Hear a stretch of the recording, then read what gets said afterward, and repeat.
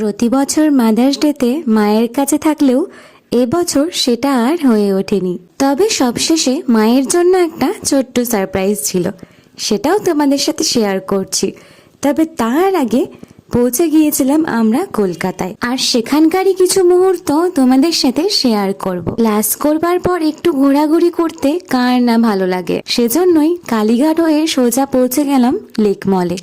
আর সেখানেই ফুড কোর্টে যেতে না যেতেই চোখে পড়লো ডমিনোজের 99-এর অফার। সেখানে ছিল পিৎজা, সাথে পকোড়া আর ছিল কোল্ড ড্রিঙ্কস। আমরা নিয়ে নিয়েছিলাম 3 রকমের পিৎজা, যেখানে ছিল ক্লাসিক, কর্ন আর অনিয়ন পিৎজা, সাথে পকোড়াটা কিন্তু ছিল রাজমার।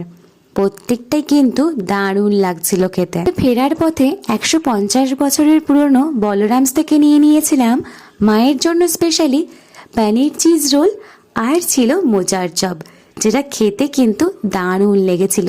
সবশেষে খাওয়া দাওয়ার মধ্য দিয়ে মাদার্স ডেটা বেশ ভালোভাবেই সেলিব্রেট হয়ে গেল বাড়িতে।